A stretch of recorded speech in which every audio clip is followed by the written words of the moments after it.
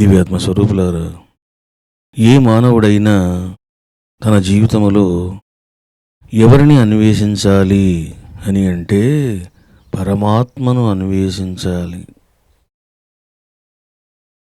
పరమాత్మను కాకుండా ఇక దేన్ని అన్వేషించినా, ప్రపంచాన్ని అన్వేషించినా చివరికి మిగిలేది ఏమిటిది అని అంటే ఆవేదన, దుఃఖము. ఎవరైతే పరమాత్మను త్యజించి కేవలము విశ్వాన్ని అన్వేషిస్తారో వాళ్ళు ఆనందాన్ని పొందలేరు సరికదా, దుఃఖాన్ని చవిచూస్తారు. ఈ సత్యానికి నిదర్శనమే డార్విన్, చార్లెస్ డార్విన్. ఎవరైనా అని అంటే గొప్ప సైంటిస్ట్, చాలా ప్రసిద్ధమైనటువంటి సైంటిస్టు.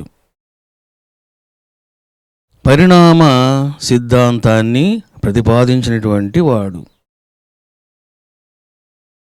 1809లో అంటే జస్ట్ మనకు 200 years కిందట జన్మించాడు డార్విన్.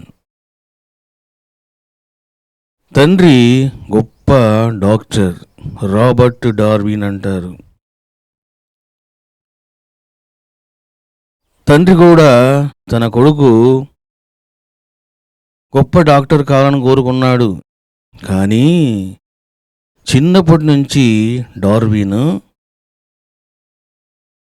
బొమ్మలతో ఆడుకోవడం కాదు, కీటకాలను పరిశోధించడం, ఖనిజాలను పరిశోధించడం, జంతువులను పరిశోధించడం ఇలా చేసేవాడు చాలా చిన్న వయసులోనే. తండ్రి ఆశ్చర్యపోయినాడు, ఏమిటిది ఇది? ఎక్కడైనా చిన్నపిల్లలు బొమ్మలతో ఆడుకుంటారు, వీడేమో అంత చిన్న వయసులోనే ఒక్కొక్క కీటకాన్ని తీసుకొని పరిశీలిస్తున్నాడే అని తండ్రి ఆశ్చర్యపోయినాడు. మరి ఇటువంటి సంస్కారము, ఇటువంటి బుద్ధి ఎందుకు ఒక వ్యక్తి కలుగుతాయి అని అంటే దాన్నే జన్మ సంస్కారము అని అంటారు. గత జన్మల్లో నువ్వు ఏది చేస్తూ ఉంటావో నెక్స్ట్ జన్మల్లో కూడా అదే నిర్ణయించబడుతుంది. డార్విన్ యొక్క తాత ఉన్నాడు, ఎరాస్మస్ అని అంటారు ఇతన్ని. మరి ఈ తాత ఎవరు అని అంటే గొప్ప సైంటిస్ట్. అసలుకి ఈ ప్రకృతి ఏమిటిది, ఈ ప్రకృతిలోని జీవాలు ఏమిటివి చూసారా? ప్రకృతి, జీవము, ఈ రెండింటి మీద ఎన్నో ప్రయోగాలు చేశాడు తాత. కానీ ఏ సిద్ధాంతాన్ని ప్రతిపాదించలేకపోయాడు. తాత యొక్క వారసత్వము మనవడికొచ్చింది. ఈ రకంగా డార్విన్ చిన్న వయస్సులోనే పరిశోధన మొదలుపెట్టాడు.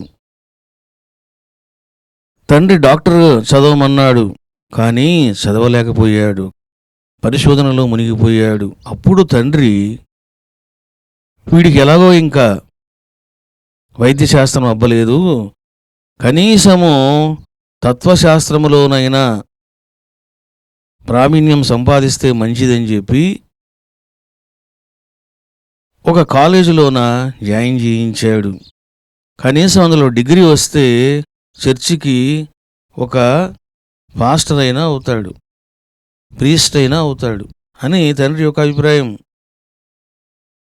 కానీ డార్విన్ అక్కడ కూడా ఉండలేకపోయాడు. చూశారా? ఇదే జన్మ సంస్కారము అంటారు. నువ్వు ఏ సంస్కారాన్ని బలంగా కలిగి ఉంటావో దాన్నే వాడు ఆచరిస్తాడు, ఇంకా దేవుడు చెప్పినా వినడు.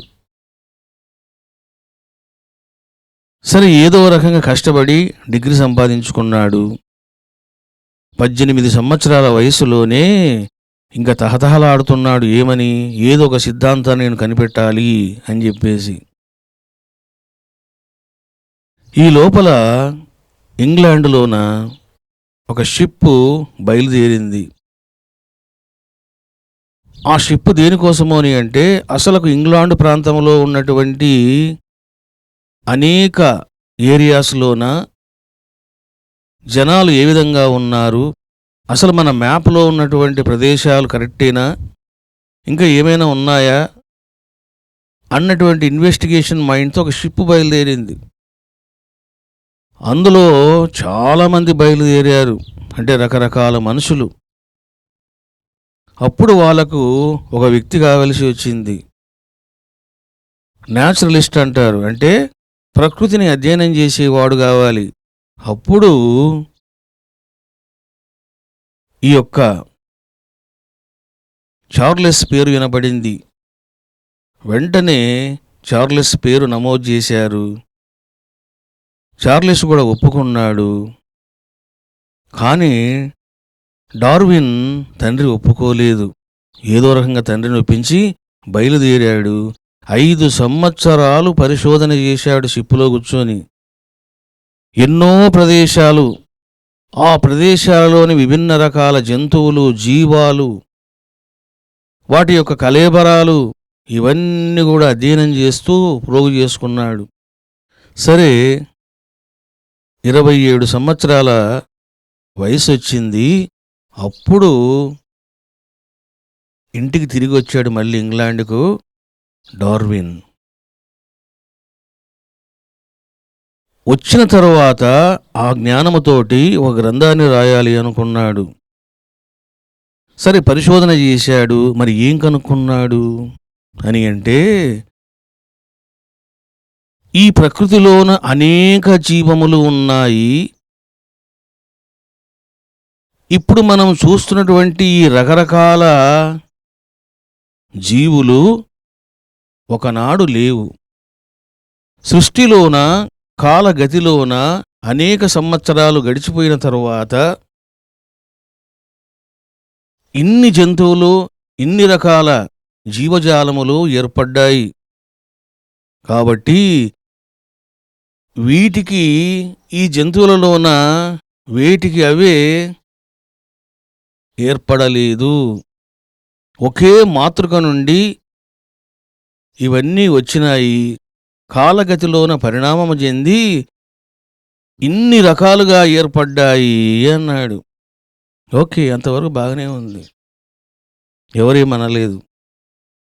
ఎందుకని అంటే ఈ విశ్వములోన ప్రతిదీ పరిణామ సిద్ధాంతమే. వెంటనే సూర్యుడు కనపడడు, అరుణోదయం ఉంటుంది. అరుణోదయం తర్వాతనే సూర్యోదయం. అరుణోదయానికి ముందు ప్రాతకాలం ఉంటుంది. మరి ఇవన్నీ ఏమిటివి? పరిణామ సిద్ధాంతమే. తల్లి గర్భములోన బిడ్డ డెవలప్ అవుతూ ఉంటాడు. ఏమిటిదది? పరిణామ సిద్ధాంతమే. అంతవరకు బాగానే ఉంది. ఎవరేం మాట్లాడలేదు. ఏం చేశాడంటే తాను మనిషి విషయానికి వచ్చాడు. మనిషి ఏ విధంగా ఉద్భవించాడు అన్నప్పుడు, కోతి నుండి ఉద్భవించాడు అన్నాడు. చూశారా? ఏప్స్ అంటారు. ఏప్స్ అంటే కోతుల్లోనూ ఒక జాతి. ఏప్స్ నుంచి మానవుడు ఉద్భవించాడు. ఫస్ట్ వానరము, తర్వాత మానవ వానరము, తర్వాత నరమానవుడు. ఈ రకంగా కోతి నుండే మానవుడొచ్చాడు అని డార్విన్ ప్రతిపాదించాడు. కానీ భయపడ్డాడు. ఎందుకు అని అంటే తాను ఇంట్లో చూస్తూ ఉన్నాడు, అందరూ దేవుణ్ణి ఆరాధిస్తూ ఉన్నారు. అనేక మత గ్రంథాలలోన, బైబిల్లో గాని, ఖురాన్లో గాని, హైందవ శాస్త్రాల్లో గాని సృష్టి ఉన్నది, జరిగినది, భగవంతుడు సృష్టించాడు అని సృష్టివాదమున్నది. ఇప్పుడు చార్లెస్ ఏం చెప్తున్నాడు? పరిణామవాదాన్ని చెబుతూ ఉన్నాడు. అందుకని భయపడ్డాడు. ఎంత టైం తీసుకున్నాడు అని అంటే సుమారుగా 50 సంవత్సరాల వయసు వచ్చేటప్పటికి డార్విన్కు అప్పుడు ఒక పుస్తకాన్ని రిలీజ్ చేశాడు. ఆ పుస్తకంలో ఎక్కడ కూడా మానవుడు దేవుడు అనే విషయాలు లేవు. అంతవరకు బాగానే ఉన్నది. ఆ పుస్తకం కూడా ఎన్నో రంగాలలో ఉపయోగపడుతుంది. మైక్రోబయాలజీ, మాలిక్యులర్ బయాలజీ, డిఎన్ఏ టెస్ట్లో కూడా అది ఉపయోగపడుతుంది. ఇంతవరకు బాగానే ఉంది. ఆ పుస్తకము చాలా కాపీలు అమ్ముడుపోయింది. ఇంక దీంతో డార్విన్కు కాన్ఫిడెన్స్ వచ్చింది, ధైర్యం వచ్చింది. ఏం చేశాడు? అతడికి 60 సంవత్సరాలు వచ్చేసరికి రెండవ పుస్తకాన్ని రిలీజ్ చేశాడు.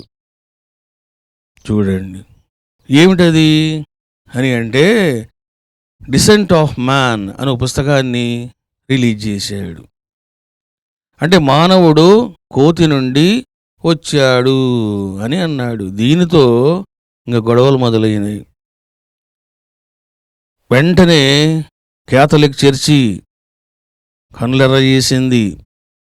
అంతేకాదు ఎన్నో ఇస్లామిక్ దేశాల్లోన ఈ పరిణామ సిద్ధాంతాన్ని నిషేధించారు. ఈ రకంగా డార్విన్ 60 సంవత్సరాల వయసులోన అటువంటి స్టేట్మెంట్ ఇవ్వడం జరిగింది. ఈ యొక్క డార్విన్కు ఒక స్నేహితుడున్నాడు. ఇంకా డార్విన్ కొన్ని నెలల్లో మరణించబోతాడు. డార్విన్ ఎంతో దుఃఖాన్ని అనుభవించాడు. ఎందుకని అంటే తానే స్వయంగా చెబుతాడు.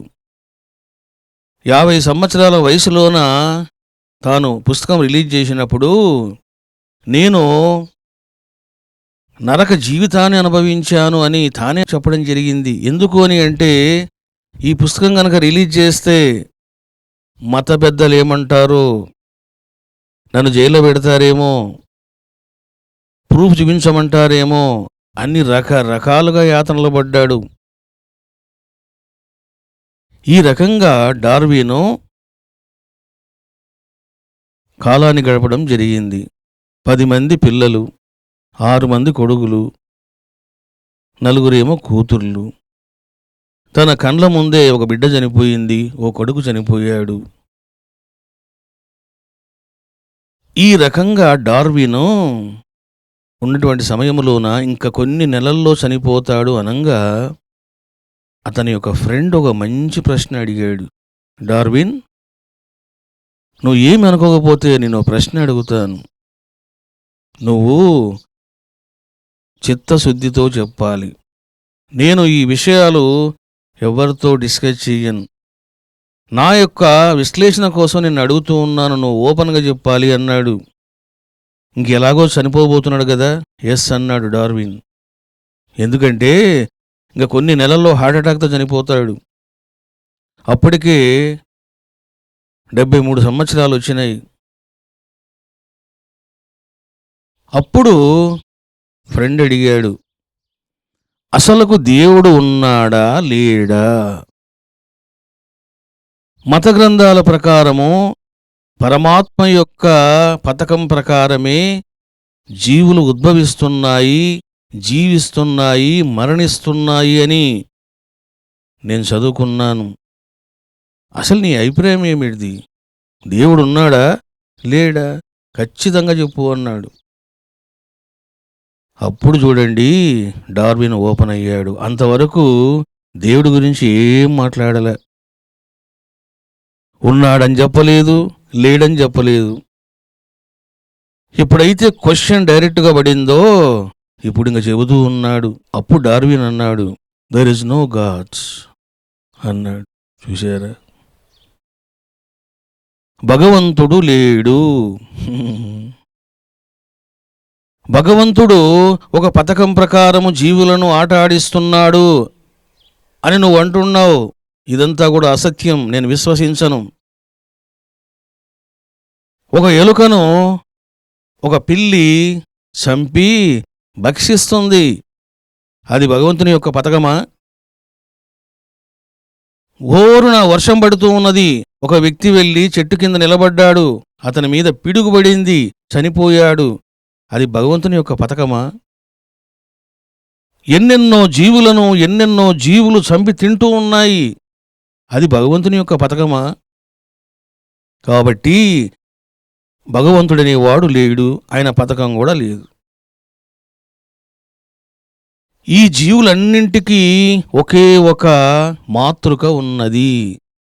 ఆ మాతృక నుండే పరిణామం చెందుతూ అనేక జీవజాలములు ఏర్పడ్డాయి అని ఓపెన్ అయ్యాడు డార్విన్. చూశారా? ఇది ప్రపంచాన్ని పట్టుకున్న వాళ్ళ యొక్క పరిస్థితి. నువ్వు దేంట్లో అయితే అన్వేషణ చేస్తావో దాని గురించే నువ్వు మాట్లాడాలి. నీకు ఏ విషయం బాగా తెలుసో దాని గురించే నువ్వు మాట్లాడాలి.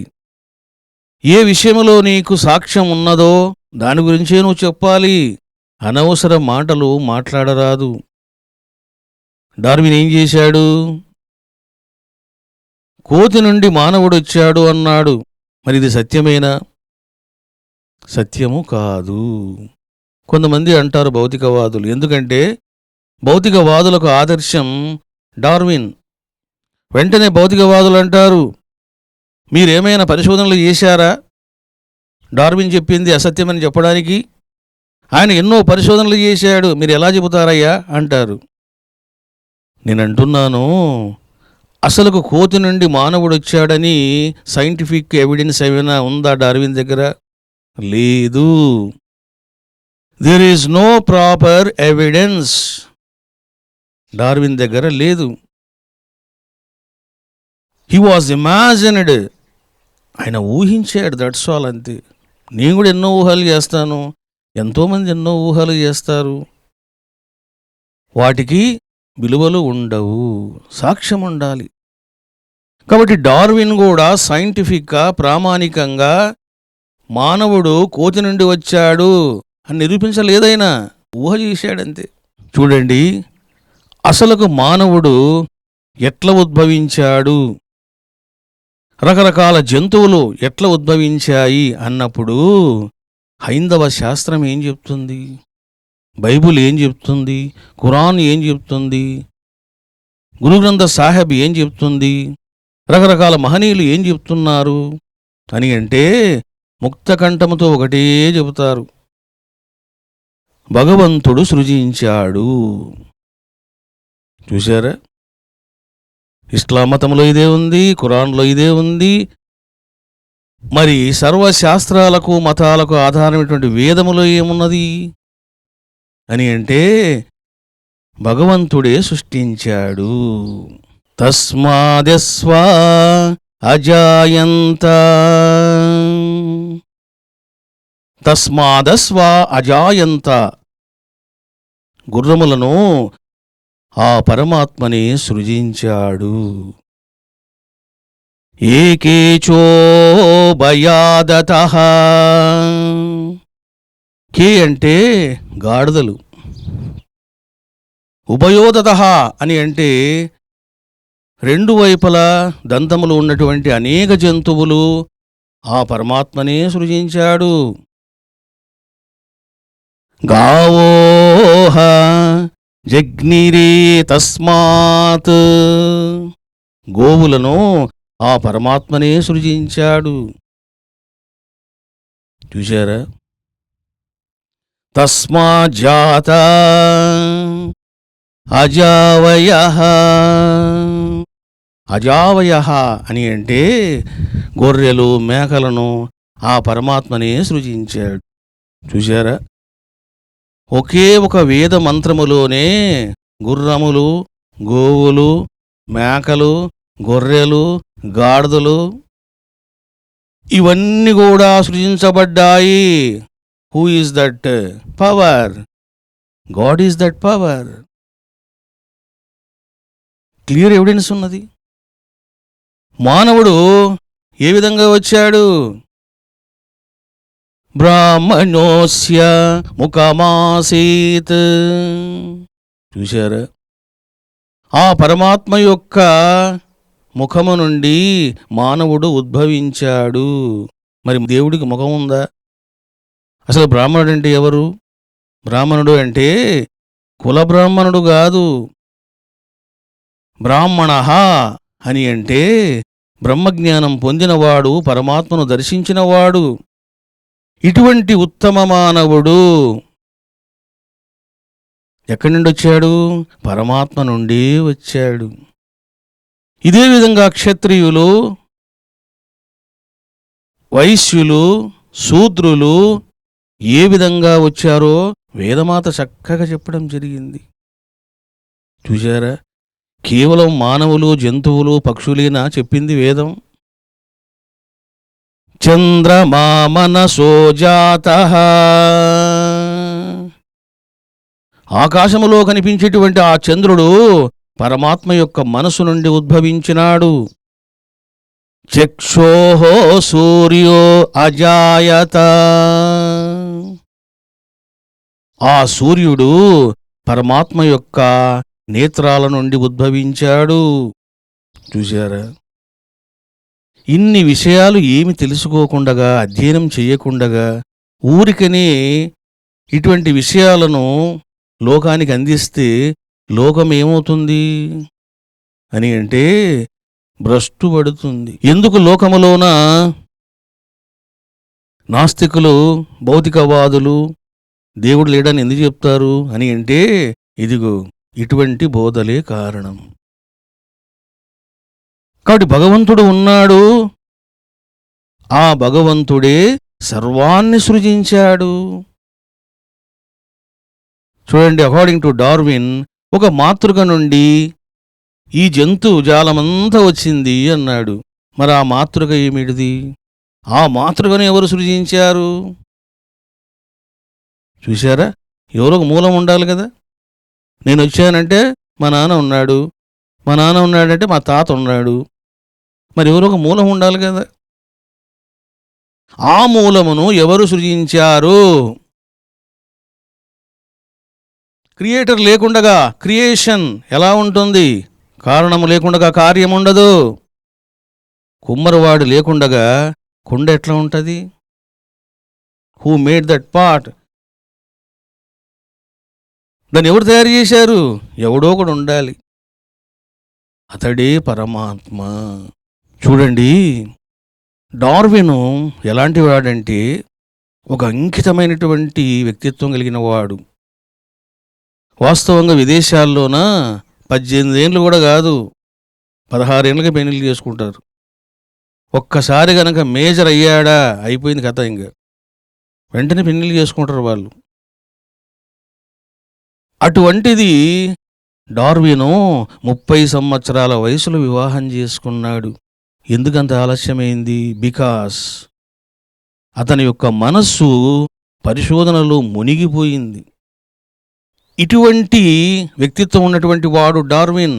ప్రపంచాన్ని పరిశోధించి నువ్వు ఎప్పుడు కూడా సత్యాన్ని చెప్పలేవు. చూడండి, పాములున్నాయి. పాము అనేది ఒకటి ఉంది.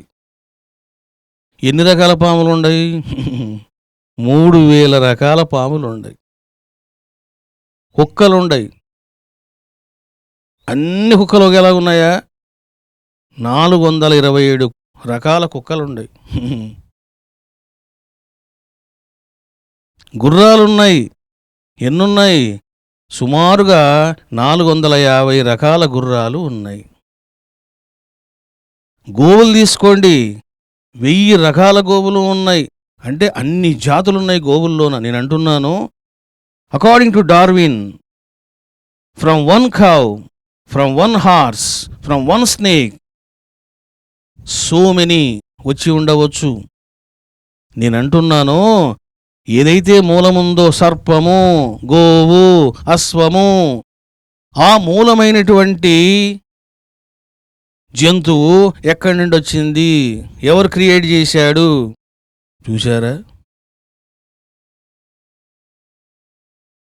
ఒక గోవును తయారు చేశాడంటే పరమాత్మ ఎంత అందంగా తయారు చేశాడు. ఒక గుర్రాన్ని తయారు చేశాడంటే ఎంత అందంగా తయారు చేశాడు. నువ్వు దాన్ని స్వారీ చేస్తున్నప్పుడు దాని బాడీ ఎలా ఉండాలి, నీ బాడీ ఎలా ఉండాలి? చూశారా? ఎంత టెక్నాలజీ. ఒక ఎలుకను మనం చంపగలుగుతామా? చంపలేం. కానీ పిల్లి చంపుతుంది. ఎందుకు తెలుసునా? అది మెల్లగా నడవడం, దాని కండ్లు, పులి పంజలాగా కొట్టడం, చంపడం. చూశారా? ఆ పని మనం చేయగలుగుతామా? అంటే పిల్లి చేసే పని కూడా మనిషి చేయలేకపోతున్నాడు. పిల్లి పిల్లి, మనిషి మనిషి. చూడండి, మనిషి అన్నాడు. అసలకు ఎన్ని రకాల మానవులు ఈ ప్రపంచంలో ఉన్నారో తెలిస్తే మీరు ఆశ్చర్యపోతారు. హవా యూనివర్సిటీ ఒక రిపోర్ట్ ఇచ్చింది. అకార్డింగ్ టు దట్ హవా university, in the universe the total different persons of man ఎంతో తెలుసునా? సుమారుగా 8.7 మిలియన్, అంటే 87 లక్షల రకాల మానవులు ఉన్నారు. మనకు ఇండియన్, రష్యన్, జర్మన్,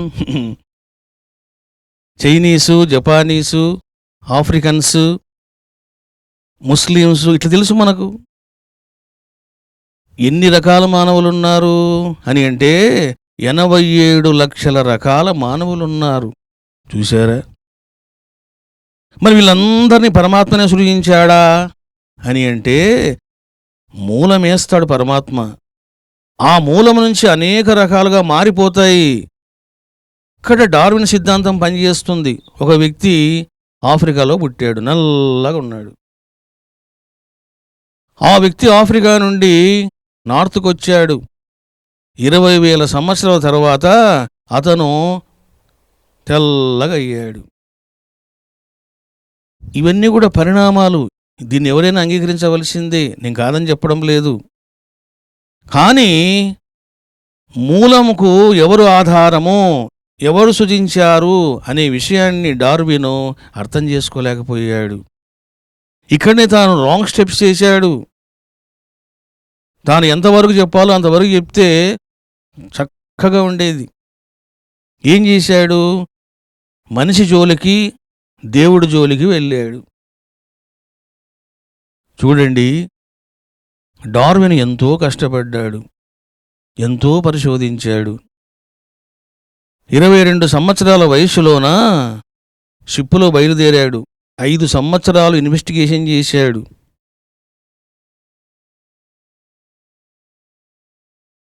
ఆ యొక్క నౌకాయానములోన అతనుకు ఆరోగ్యం దెబ్బతిన్నది. దానివల్ల ఏం జరిగింది? 28 సంవత్సరాల వయసులోనే అతనికి హార్ట్ ప్రాబ్లమ్స్ వచ్చినాయి. చూశారా? అంతేనా? నేను తెలుసుకున్నటువంటి జ్ఞానాన్ని లోకానికి అందిస్తే ఎలాంటి పర్యవసానం ఉంటుందో అని నరకయాతన అనుభవించాడు. ఎన్నెన్నో ఆలోచనలు చేశాడు. డాక్టర్స్ అన్నారు, ఇక మీరు ఎక్కువగా ఆలోచనలు చేస్తే పోతారన్నాడు. అక్కడి నుంచి తగ్గించుకుంటూ వచ్చాడు డార్విన్. కాబట్టి ఇక్కడ మనం ఏం తెలుసుకోవాలి అని అంటే, పరమాత్మను పక్కన పెట్టి నువ్వు దేన్ని పట్టుకున్నా నువ్వు ఏడుస్తావు అనేది అర్థం చేసుకోవాలి.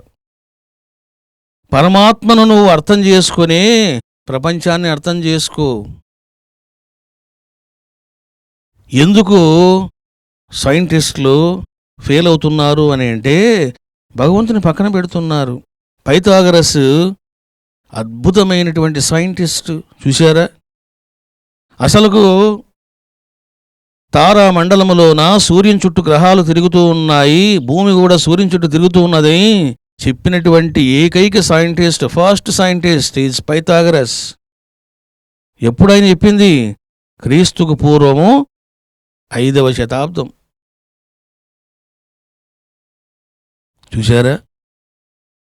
ఆర్యభట్టు చెప్పింది కూడా ఎప్పుడు? క్రీస్తు శకం 4వ శతాబ్దంలో చెప్పాడాయన. ఆర్యభట్టు కంటే ముందే చెప్పాడు పైథాగరస్. ఎలా చెప్పాడు అంటే, ఆయన ధ్యానం చేసేవాడు, ధ్యానంలో దర్శించాడు, లోకానికి అందించాడు. ఆయన దగ్గర ఇన్స్ట్రుమెంట్ లేదు కాబట్టి నిరూపించలేకపోయాడు. గెలీలియో ఇన్స్ట్రుమెంట్ ఉంది కాబట్టి ఏం చేశాడు? పేరు సంపాదించుకున్నాడు. చూశారా? గెలీలియోకి ఎందుకు పేరు వచ్చింది అని అంటే, హీ హ్యాస్ ఇన్స్ట్రుమెంట్. పైథాగరస్ దగ్గర లేదు. ఈ రకంగా పరమాత్మ విషయంలోన ఐన్స్టీన్ చేసిన పనే డార్విన్ కూడా చేశాడు. ఐన్స్టీన్ ఏమన్నాడు? I will salute to this universe because it is very heavy అన్నాడు. నేను ఈ ప్రపంచానికి నమస్కారం చేస్తున్నాను అన్నాడు. మరి ఇంతటి ప్రపంచాన్ని ఎవడు తయారు చేశాడయ్యా? ఐన్స్టీన్ ఏ విధంగా దేవుడు లేడన్నాడో డార్విన్ కూడా లేడు అన్నాడు. కానీ వేదం ఏం చెప్తున్నది, శాస్త్రాలు ఏం చెప్తున్నాయి అన్నది కూడా మనం తీసుకోవాలి. చూడండి, కేంద్ర మినిస్టర్ సత్యపాల్ అన్నటువంటి మినిస్టరు డార్విన్ సిద్ధాంతము అసత్యము, కోతి నుండి మానవుడు ఉద్భవించలేదు అని ఆయన ఖండించాడు. కానీ ఏం చేశారు చాలామంది భౌతికవాదులు? అతని మాటలను ఖండించారు, అతన్ని విమర్శించారు. చూశారా? నేను అంటున్నాను, ఏదైనా మనం మాట్లాడుతున్నాము అని అంటే మీరు కేవలము భౌతిక సిద్ధాంతాలను బుద్ధితో అర్థం చేసుకోవడం కాదు. వేదాలలో ఏమున్నది, మహనీయులు ఏం చెప్పారు, ఈ రెండు పట్టుకోండి. ఈ రెండు పట్టుకున్నప్పుడు ఏమవుతుందంటే భౌతికవాదులకు పూర్ణమైనటువంటి జ్ఞానం కలుగుతుంది. ఈ రకంగా మనం అర్థం చేసుకున్నాం ఏమని, ఈ విశ్వములోన పరమాత్మ బీజం వేశాడు. ఆ బీజమే శాఖోపశాఖలుగా అనేక రకాలుగా పరిణామం చెందుతుంది. అన్నీ కూడా పరమాత్మ యొక్క ప్రణాళిక ప్రకారమే జరుగుతాయి. చూశారా? ఎవరైతే ఏ తల్లి అయితే బిడ్డకు జన్మనిస్తుందో ఆ తల్లి ఏం చేస్తుంది? పాలిస్తుంది. చూశారా? రక్షిస్తుంది. మరి పరమాత్ముడు ఈ ప్రపంచానికి ఏం చేశాడు? జీవాన్ని పోశాడు. మరి ఆయనే కదా చూడాల్సింది. కర్మ సిద్ధాంతం ప్రకారము అన్నీ జరుగుతూ ఉంటాయి. ఈ రకంగా ఆత్మస్వరూపులారా మనం అర్థం చేసుకున్నాం ఏమని, పరమాత్మను అర్థం చేసుకోవాలంటే కేవలం మేధస్సే కాదు, దైవానుగ్రహం కూడా ఉండాల. చూడండి, ఈ విశ్వములోన మనం చూస్తూనే ఉన్నాం. ఒక పాము ఉన్నది. ఆ పాము ఎన్నో జంతువులను చంపుతుంది, మనుషుల్ని కూడా చంపుతుంది దగ్గర పోతే. మరి గరుడ పక్షి అంటాం మనం, రాబందు అంటాం. ఈ రెండు ఏం చేస్తాయి? పామును అమాంతం కాళ్ళతో లేపేసి కింద పాడేసి ఆ పాము మీద కూర్చొని మనం నూడిల్స్ ఎలా తింటామో అట్లా అది ఒక్క తోపు దోసి ఆ పామును తింటుంది గరుడ పక్షి. భయంకరమైనటువంటి సన్నివేశం అది. చూశారా? మరి ఈ రకంగా చూస్తే మనము రాబందు అన్నాం. ఎన్ని రకాల రాబందులు ఉన్నాయి? 200 రకాలున్నాయి. ఈగల్ అంటున్నాం, అంటే గరుడ పక్షి అంటున్నాం. ఎన్ని రకాలున్నాయి? 60 రకాలున్నాయి. మరి ఇవన్నీ ఎవరు సృజించారు? ఆ పరమాత్మనే సృజించాడా అని అంటే ఇగో రాబందు గరుడ పక్షి పరమాత్మ సృజించాడు. ఇంకా పరిణామం చెందుతూ ఉంటాయి.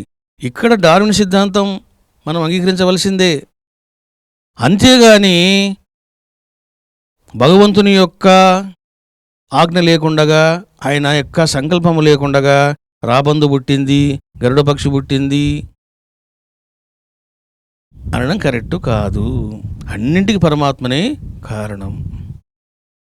ఆత్మస్వరూపులారా, ఈ రకంగా మనం డార్విన్ జీవితాన్ని శ్రవణం చేశాము.